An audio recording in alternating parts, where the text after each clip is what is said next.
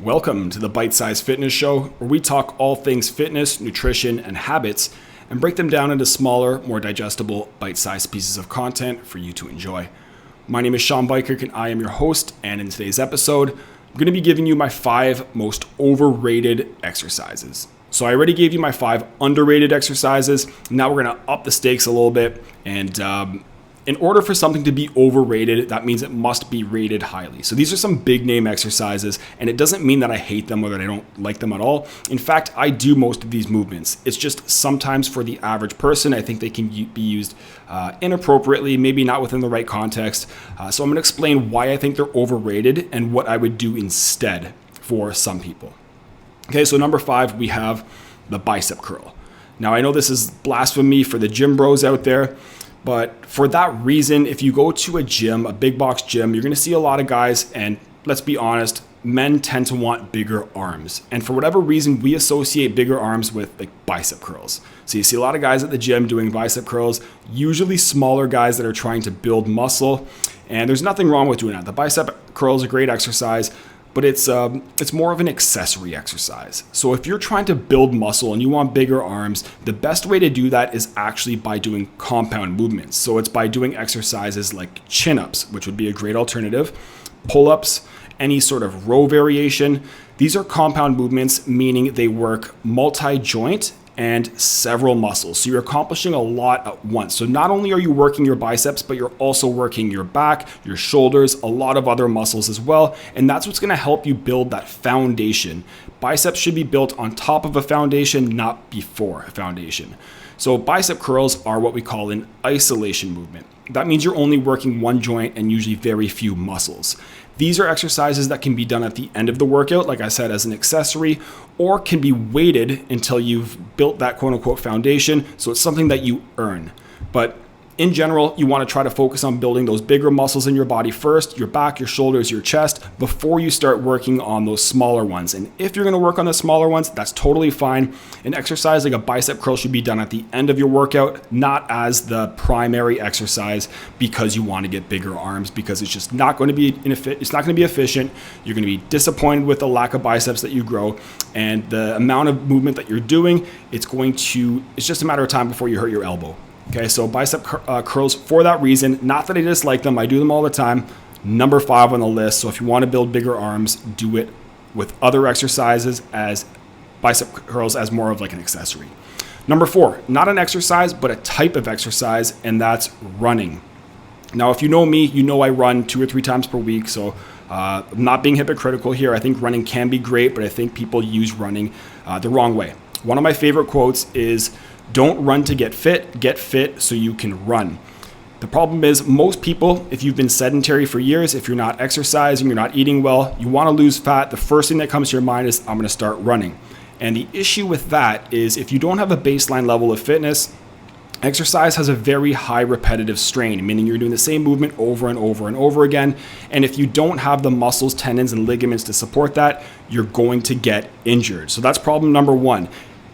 Problem number 2 is even if you lose weight running, you're also going to lose weight. You're also going to lose muscle. And if you've listened to any of my other videos, that's a bad trade-off. So what to do instead? Continue running, but use it just like the bicep curl as an accessory. And if you're going to run, you want to 1, make sure you have a baseline level of fitness, and 2, support that running with a strength training program. So even though the two seem like they have nothing related, strength training is going to build the muscles that are going to help support your joints when you're doing that running and lower your risk for injury, and also increase your running performance, and also giving you that toned physique that you probably wanted in the first place. So running's great, but unless you're really fit, it really shouldn't be your only form of exercise, just because of the reasons that I listed above. Number 3 is the barbell bench press. So another bro exercise. I do barbell bench press. Again, there's nothing wrong with the barbell bench press. I just think there's a lot of better alternatives here. The barbell bench press is great if you're looking to build raw strength. So if you're a power lifter, or if you just want to get raw strength in your upper body as a push movement, the barbell bench press is great. But if you want to build muscle, or if you want an exercise that you're going to feel it more in the chest, get good range of motion, just be stronger in general, I think there are better alternatives. My favorite alternative here is the incline dumbbell bench press. So you get an incline on the bench, grab a pair of dumbbells, and press like you would a bench press. The angle tends to be a lot more shoulder friendly. So the barbell bench press often leads to a lot of shoulder and elbow injuries because you're in a very fixed motion. You can't change your grip. You can't change the range of motion. That bar goes up and down. If you have an imbalance between your right and left side, you're just going to perpetuate that by using a barbell. So the injury risk is much higher with barbells. The range of motion is an issue. But also using dumbbells, you're able to cater it to your own limitations more. So if you have shoulder issues with the dumbbells, you can bring the elbows in, you can bring your grip in a little bit more. You get a more natural range of motion, which is going to help with actually building the chest muscles, which is what you're probably wanting to do in the first place if you're barbell benching. Also, it's anything with barbells in general is going to be a little bit of a steeper learning curve. So beginners do the barbell bench press all the time. If you've ever been to a gym on a Monday, it's chest day.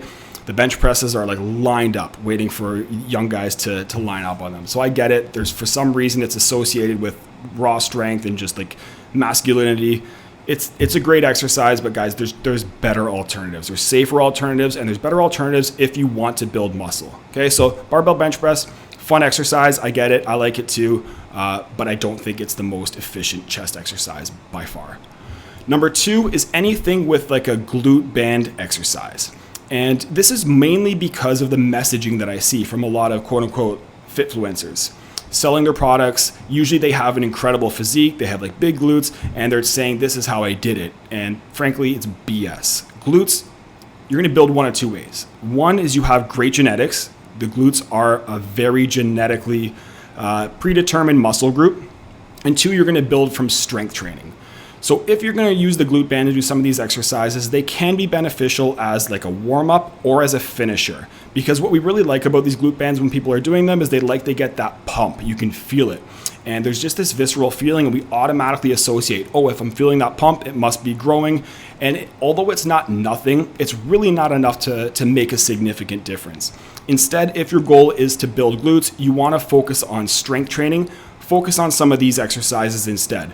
Most squats, deadlifts, especially in RDL, so Romanian deadlift, any sort of lunge variation, especially walking lunges and Bulgarian split squats, and a hip thrust, a barbell hip thrust. All of these exercises are going to be much better than a glute band if you're looking to build your glutes.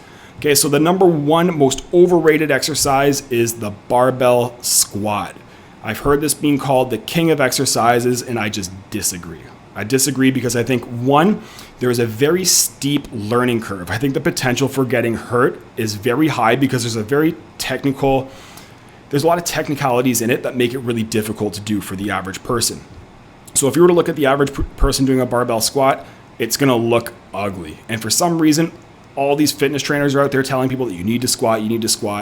But not only is it technically difficult to do, but there can be a lot of genetic variability here. So if you have longer femurs, if you have certain, the way your hips and your femurs are adjusted there, it can influence how you squat. If you have tight hips, if you have tight calves, tight ankles, all of these things can affect the way you squat. So just because you see someone squat beautifully with a barbell on their back does not mean that you're going to be able to, whether that's because of tight muscles or just your anatomy. So I think there's better alternatives, not just for the squat, but in general. So if you wanted to do a squat, master the goblet squat first. And then you can do suitcase squat, you can do landmine squat. All of these things are much technically easier to perform. They're going to be safer. You're going to get the same type of benefit. True, it's not the same as loading up a weight on your back. But another issue is if you have tight shoulders or tight chest, this can be a very, very uncomfortable position loading up your back as well. So the barbell squat can be a great exercise for relatively advanced lifters. Don't feel like you have to do this exercise because there are exercises that frankly I think are more effective, that I would rather do, that I do much more often than a barbell squat. I prefer any lunge variation. So any single leg exercise, whether it's with a barbell, a dumbbell, dumbbells, I prefer over the barbell squat. Once again, just like I said with that barbell chest press, the bench press, if you have one leg stronger than the other, the barbell squats are going to perpetuate that. You're going to notice your hip shifts to one side, your legs pushing off more. But with a lunge, you can't do that. Lunge is also safer. It's going to identify and correct some of those imbalances, and it's much easier to coach than a barbell squat. And in my opinion, you just get a much better lower body workout with these lunge or split squat variations. So there you have it, guys. Those are my 5 most overrated exercises. I'm sure some of you are going to disagree. So let me know in the comments what you would have put and what you disagree with. I hope you enjoyed this video, and I will see you in the next one.